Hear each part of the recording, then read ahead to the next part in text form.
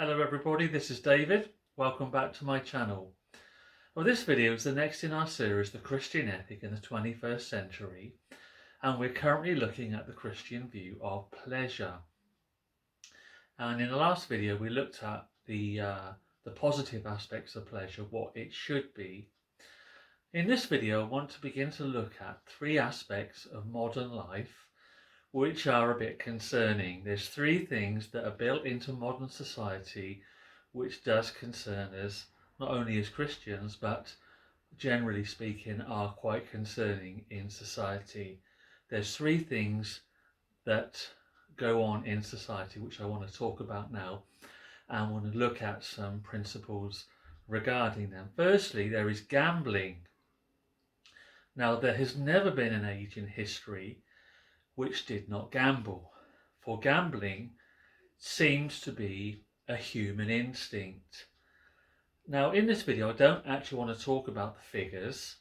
There are plenty of places you can go to get those figures. What I do want to do is look at certain aspects and certain principles that are things that we can say about gambling. Firstly, gambling is part of social background. It's there. There is in the Bible no definite instruction about gambling. We cannot quote this text or that text. So we have to approach the matter from first principles. And firstly, what we need to say is that the gambler had better begin by facing the fact that all the chances are against him. His chances of losing are far greater than his chances of winning, and his chances of a really big win are very slim indeed. Now, secondly, there are a few activities which gain such a grip of a person as gambling. Now, it is a common saying of wives that they would rather, because generally it's men that gamble, it is a common saying of wives that they would rather that their husbands drank than that they gambled. Gambling can become a fever which can leave a man penniless. To go into a casino and watch professional gamblers at work is a grim experience. There is a bleak and deadly silence and look on their faces which have nothing remotely to do with what we would ordinarily call pleasure. Okay, thirdly, it's not irrelevant. We must remember the effect of gambling on sport. Horses and dogs can be doped, and sometimes players can be bribed, and gambling is often allied to crime. Okay, fourthly, from the point of the view of the Christian ethic, the case against gambling can be based on two things. Firstly, it's basically an effort to gain money without working. It's an effort to become wealthy with no contribution whatever to the common good. The gambler produces nothing and hopes to gain everything. Gambling is a deliberate attempt to bypass the social principle that reward should go with productive labour. And gambling literally attempts to get money for nothing. And secondly, in gambling, all winning is based on someone else's losing. In order that one should win, another person must lose. One person's good fortune is based on another person's ill fortune. One man's winnings are paid out of another man's losses, and losses that all too often the loser can ill afford. Now, it may be argued that the harmless flutter which a man can well afford, that the raffle, the sweepstake and so on can do no harm. They are the very things which can start a man on a way of excitement which can end in very serious harm. It would be well that the Christian and the church should have nothing to do with gambling, which has reached the proportions of what we could say a social menace. So many people do gamble. It's quite incredible. So that's the first thing that is a concern in modern society. Second thing that's a concern in modern society is drug taking. Drug taking may well be the top problem of the present generation. Has to be said that we live in a drug conscious society. We live in a pill dominated life. People expect to be supplied with a tranquilizer which will pacify them, or a stimulant which will rouse them, and we can even have the bizarre situation of a person at the same time being supplied with a tranquilizer to soothe them and a stimulant to remove the depression which the tranquilizer caused. Now, no one doubts there is a legitimate and beneficial use of these things, but the root trouble about them is that they are fundamentally a deliberate evasion. They seldom cure. All they do is to hide or mask the symptoms under a cloak of synthetic calm. They are basically and fundamentally an attempt to escape from reality. Reality, and the trouble is that reality has a way of catching up with us.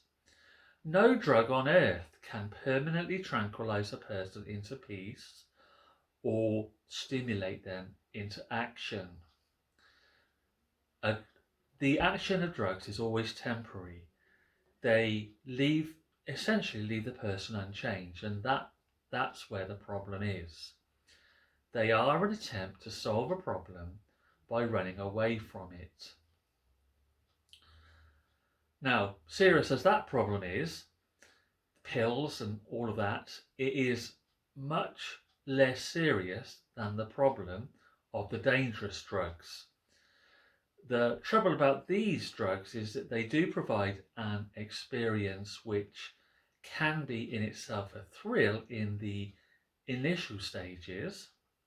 Young people think it clever to experiment, and there are the drug runners, the pushers, the peddlers who cash in on the situation. And surely, let's be honest, no hell can be too grim for people who grow wealthy by ruining others' body and soul. Let's make no mistake about it, shall we? The way to the hard and deadly drugs is through the drugs which are allegedly less harmful. We always read or hear about stories in which people say that cannabis, for example, was offered to them in the pub, for example. Then they go on to amphetamines and to methadone, then heroin, and then to inject intravenously barbiturates, and they always end up addicted and their lives are ruined. The Christian ethic must be set against this. Certainly, yeah, freedom is important, but freedom does not include giving people freedom to destroy themselves and giving people freedom to peddle death. Now, let's look at the third pleasure of our current present society, and that's the pleasure of drink, of alcohol. This is by far the most commonest pleasure and by far the most controversial. Now, I'm not going to go into the facts and figures here, but let us look at the principles.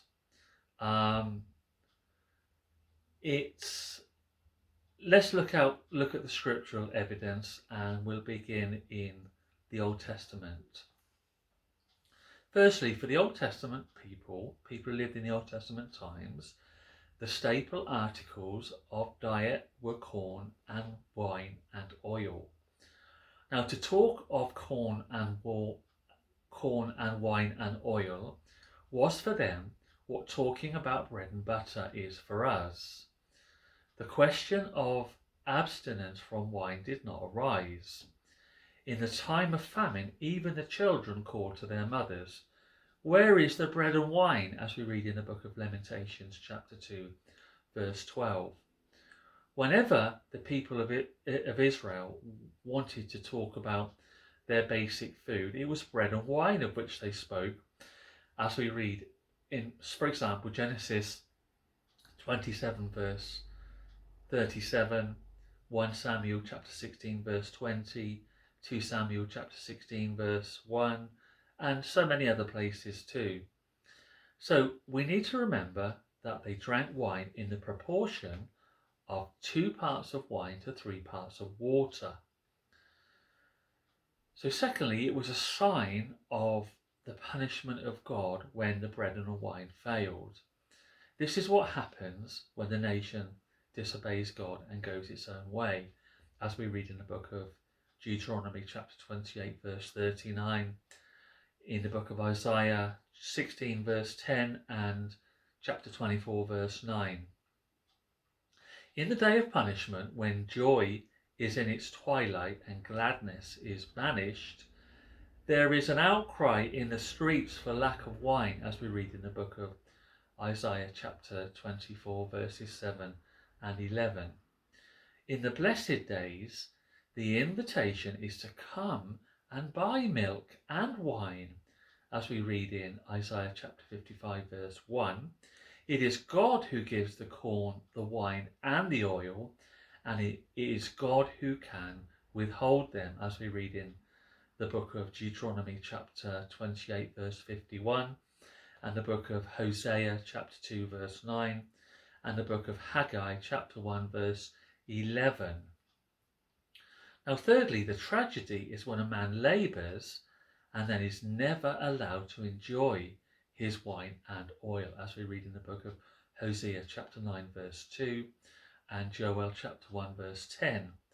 The definition of peace and prosperity is when a man works in his own vineyard and enjoys the fruits of it, as we read in the book of Amos chapter 5 verse 11 and Micah chapter 6 verse 15 and the book of Zephaniah chapter 1 verse 13. So fourthly, the corn, the wine and the oil are the gift of God. As we read in Genesis 27 verse 28 of Isaac's blessing, may God give you plenty of corn and wine and oil. So the promised land is a land of grain and wine, as we read in Deuteronomy chapter 33 verse 28 and the book of Isaiah chapter 36 verse 17. Honour the Lord and your vats will be bursting with wine, as we read in the book of Proverbs chapter 5 verse 10 and the book of Deuteronomy chapter 7 verse 13.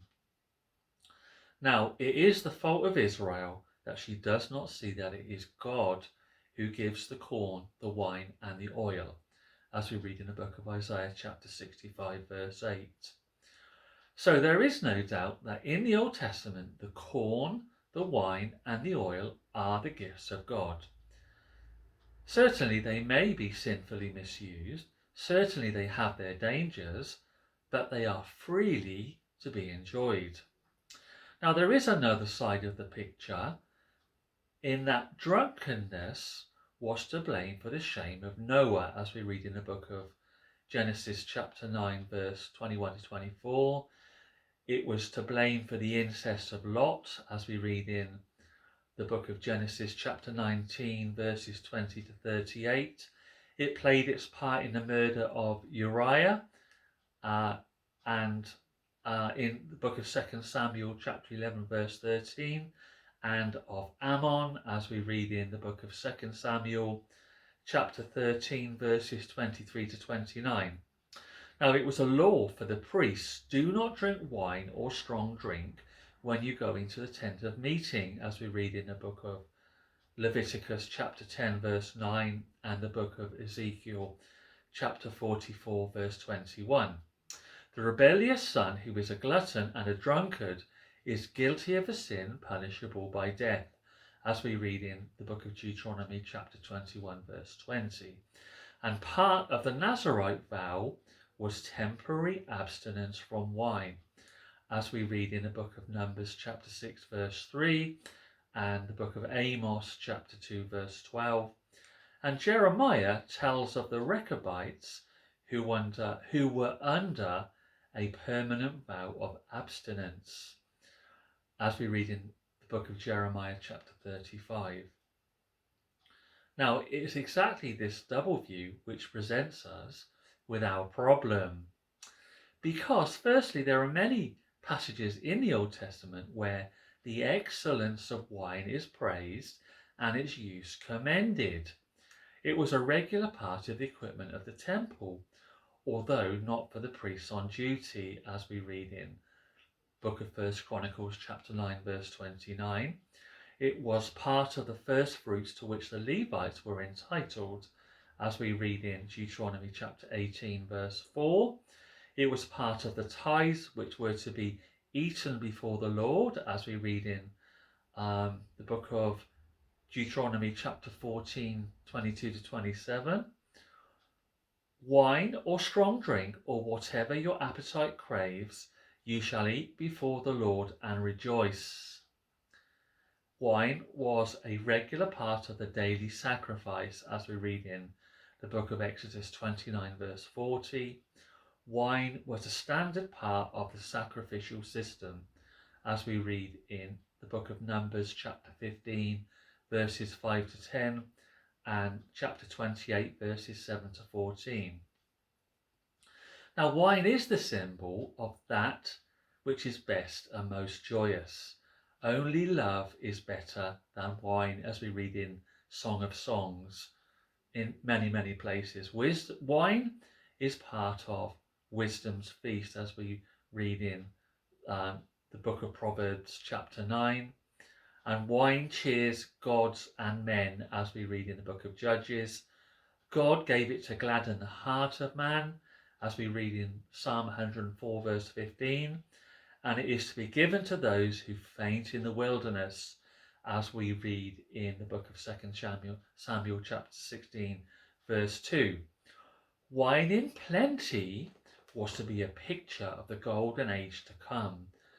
They shall plant vineyards and drink their wine, as we read in the book of Amos chapter 9 verse 14 and in the book of Joel in various places and in the book of Isaiah in various places. They shall be radiant over the goodness of the Lord, over the grain, the wine and the oil, as we read in the book of Jeremiah chapter 31 verse 12.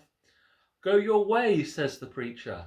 Eat your bread with enjoyment and drink your wine with a merry heart, for God has already approved what you do. Bread is made for laughter and wine gladdens life, which is a bit of an odd sentiment to be found in the Bible, but money answers everything. This is in the book of Ecclesiastes chapter 9 verse 7 and chapter 10 verse 19. So the Old Testament has much to say about the joy and the delight of God-given wine. But there is another side in the Old Testament. The Old Testament was acutely aware of the danger of wine. Very naturally, the prudent wisdom literature emphasizes this. Wine is a mocker, strong drink a brawler, and whoever is led astray by it is not wise. As we read in the book of Proverbs 20 verse 1, he who loves wine and oil will not be rich. As we read in Proverbs 21 verse 17, the drunkard and the glutton will come to poverty. As we read in Proverbs 21 verse 17 and Proverbs 23 verse 20. There are two long passages in Proverbs which must be quoted in full, and I'm going to do that now. So from Proverbs chapter 23 verse 29 to 35 we read, "Who has woe? Who has sorrow? Who has strife? Who has complaining? Who has wounds without cause? Who has redness of eyes? Those who tarry long over wine, those who go to try mixed wine. Do not look at wine when it is red, when it sparkles in the cup and goes down smoothly. At last it bites like a serpent and stings like an adder. Your eyes will see strange things, and your mind utter perverse things. You will be like the one who lies down in the midst of the sea, like one who lies on the top of a mast. They struck me, you will say, but I was not hurt. They beat me, but I did not feel it. When shall I awake? I will seek another drink." And then there's Proverbs chapter 31 verses 4 to 7, which reads, "It is not for kings, O Lemuel, it is not for kings to drink wine, or for rulers to desire strong drink, lest they drink and forget what has been decreed, and pervert the rights of all the afflicted. Give strong drink to him who is perishing, and wine to those in bitter distress. Let them drink and forget their poverty, and remember their misery no more."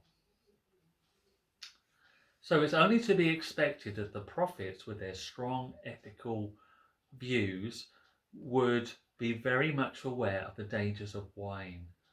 "Wine and new wine," says Hosea, "will take away the understanding," as we read in Hosea chapter 4 verse 11, and in chapter 7 verse 5 we read, "Princes become sick with the heat of wine," and in Habakkuk chapter 2 verse 5 we read, "Wine is treacherous."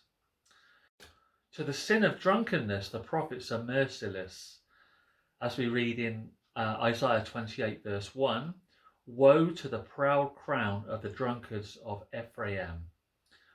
And in Isaiah chapter 28 verse 7 and 8 we read, "They also reel with wine and stagger with strong drink. The priest and the prophet reel with strong drink. They are confused with wine. They stagger with strong drink. They err in vision. They stumble in giving judgment. For all the tables are full of vomit. No place is without filthiness."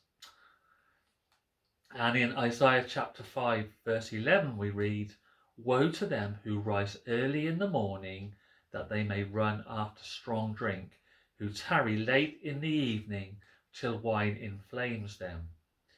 And we read in the book of Isaiah chapter 5 verse 22, "Woe to those who are heroes at drinking wine and valiant men in mixing strong drink, who acquit the guilty for a bribe and deprive the innocent of his right." And Isaiah rebukes those who say, "Let us eat and drink, for tomorrow we die.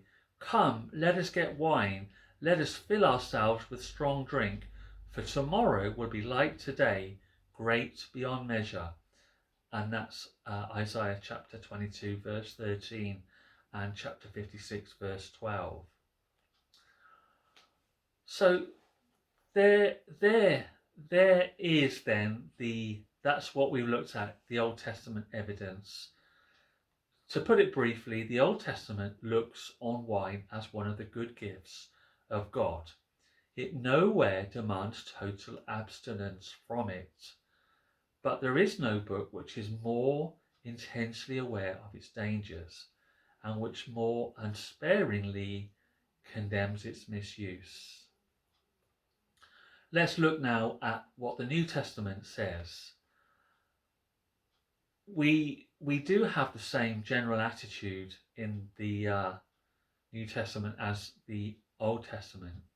Jesus himself was not a total abstainer. They could slanderously call him a glutton and a drunkard, as we read in the book of Matthew chapter 11 verse 19. and Luke chapter 7 verse 34, the miracle of Cana of Galilee, where he turned the water into wine, shows Jesus willing to share in the simple joys of a wedding feast, as we read in John chapter 2 verses 1 to 11. Now Paul the Apostle, can send advice to Timothy in 1 Timothy chapter 5 verse 23, no longer drink only water, but use a little wine for the sake of your stomach and your frequent ailments. But the voice of warning is there, as we read in Matthew chapter 24 verse 49, the bad servant in the parables eats and drinks with the drunkard. Do not get drunk with wine, says Paul, for that is debauchery, as we read in the book of Ephesians chapter 5 verse 18. Now when the New Testament lists sins in which the Christian must have no part, revelry, drunkenness, carousing regularly appear among the forbidden things, as we read in the book of Romans chapter 13 verse 13 and 1 Corinthians chapter 6 verse 10 and Galatians chapter 5 verse 21. Now there are times when even drunken conduct invades the church and its love feast, as we read in 1 Corinthians chapter 11 verse 21 and 2 Peter chapter 2 verse 13. And there are those who have to be warned against drunkenness at night, as we read in 1 Thessalonians chapter 5 verse 7. In particular, those who hold offices in the church are warned against excess. There must be no association with a drunkard, as we read in 1 Corinthians chapter 5 verse 11. The older women are not to be addicted to drink, as we read in Titus chapter 2 verse 3. The deacons are not to be slaves to wine, and the bishop is not to be a drunkard, as we read in 1 Timothy chapter 3 verse 8 and Titus chapter 1 verse 7. Now, one passage must have special treatment, and the saying in Colossians chapter 2 verse 21 is often used as evidence for total abstinence. Do not handle, do not taste, do not touch. Now, it's precisely the reverse. In this passage, Paul is dealing with those who are preaching a false asceticism and who are trying to introduce new food laws which will prohibit people from eating this and that and the next thing. And this saying is a saying of the heretics who are trying to mislead the people. It's the heretics and the misguided and the misleading teachers who say, do not handle, do not taste, do not touch. This sentence tells us not what to do, but what not to do. So this then is the New Testament evidence. Once again, there is nowhere any demand for total abstinence, neither in the words nor in the example of Jesus or his followers, but there is a strong warning against the misuse and the danger of drink. In this case, we have no rule and regulation on which to fall back. We must work out our own conclusion. Now, down throughout the history of the church, it has to be said that there are those that were not opposed to alcohol, for example, Martin Luther, and there were those that were opposed to alcohol, for example, William Booth. And you can understand why William Booth was so opposed to alcohol when you look at what society was like at the time in which he lived. So it has to be said that the prevalence of the use of alcohol in all strata of society today is ample proof of its attraction. It makes entertaining easy. It relaxes tensions and eases the atmosphere of a social occasion. There is the occasional medical use of it, of which even Paul's advice to Timothy was an example. So we don't need to argue about its attraction because it is there. But in addition to the attraction, there are obvious dangers. So we'll have a look at those now. Firstly, there is the fact that the effect of alcohol on a person is quite unpredictable. One person may be able to take it even in large quantities with no visible ill effects. Another person may be liable to become drunk on the smallest quantity. Another person may have that built into their constitution what makes them an alcoholic. There's like a genetic weakness, you could say, and they may use alcohol. Any use of alcohol actually will have the most disastrous effect, and none of these effects can be predicted in advance. Only experiments shows how a person will react, and it can be argued that that experiment carries with it such a risk that makes it unwise to make it. Then secondly, there is the danger of excess. Now, it is quite true that the danger of excess arises with any pleasure, and that the Bible warns against gluttony just as strongly as it warns against drunkenness. But drunkenness is a especially ugly thing in a drunken person, and especially unhappy thing for those with whom he lives and who share his life and home. Now, I have personal experience of this in that my own father was a drunkard, and it was horrific growing up. So, thirdly, then, with alcohol, there arises the question of addiction.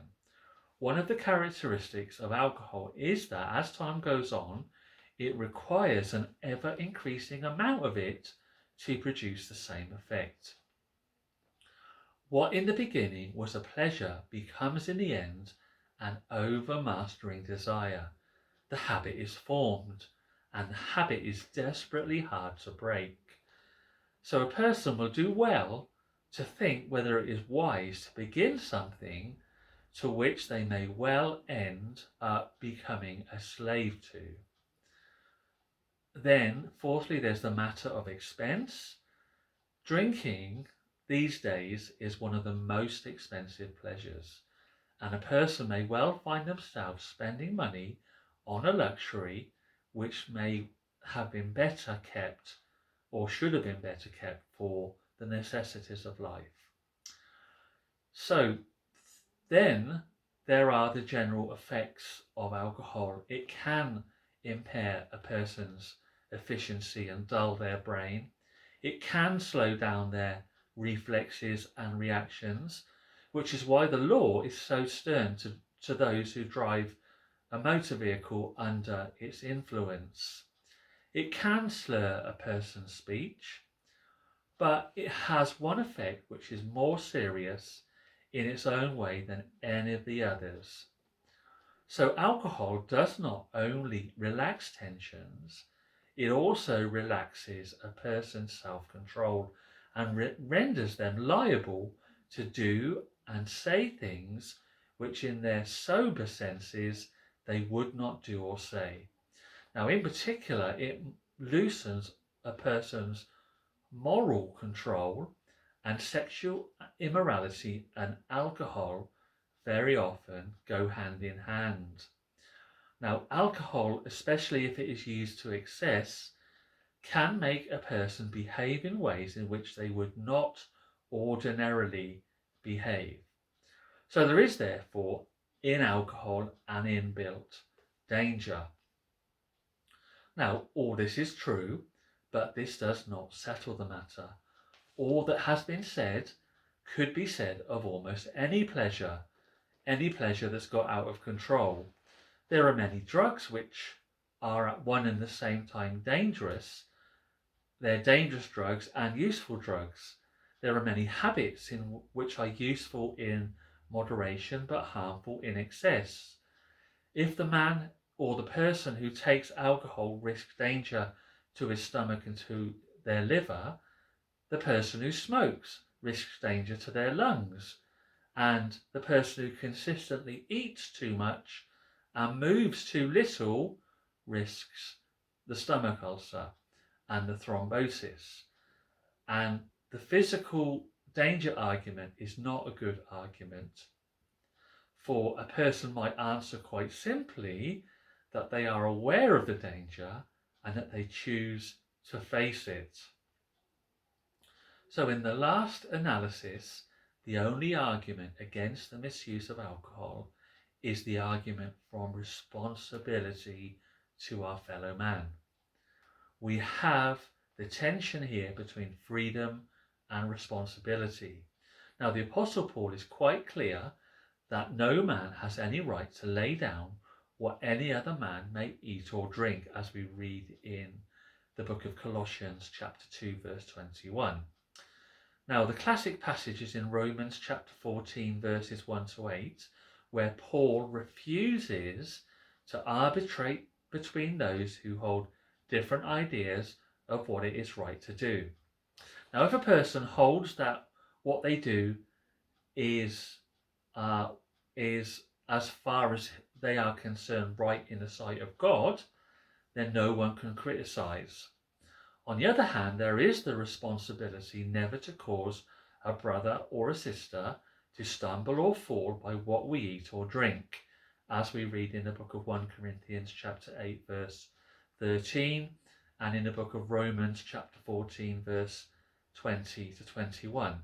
Now, the liberty of the strong must never become a stumbling block to the weak, as we read in the book of 1 Corinthians chapter 8 verse 9. Now, certainly all things are lawful, but all things are not helpful, and nothing must be allowed to master us, as we read in the book of 1 Corinthians chapter 6 verse 12. But even this does not free us from making our own personal choice. The biblical writers, Paul, Jesus himself, knew the dangers of drink as well as we do, for every age in history has known what drunkenness means. And yet, while they unhesitatingly condemned excess, they never demanded total abstention. The decision is left to us, and on our soul and our conscience we must make it. And some will decide one way and some another way, and they have the liberty to do so. So whatever else we may say and whatever stand we adopt, those of us who have comfortable and happy homes should not be too hard on the person whose only club is the pub. Those of us who have many friends should not be too hard on the lonely one who turns to the pub for company. Those of us who have no fears and tensions should not be too hard on the person who seeks to relax with drink. So, this is the verdict then, in that each person must make their own decision. We are not the keeper of any person's conscience, but let the person who emerges with one verdict not condemn the person who has another. Finally, let's end this series of videos on the Christian view of pleasure by saying this: in life there must be pleasure, and the ideal pleasure is that which is harmless to the person who indulges in it and to all other people, which brings help to them who practices it and happiness to others. That is the true Christian ethic, to be careful of our neighbour, to be careful that our own behaviour does not affect or harm other people. So this has been a long video, but I want to thank you for joining me. There's a lot to think about, so thank you again for joining me, and I'll see you on the next video. Bye bye.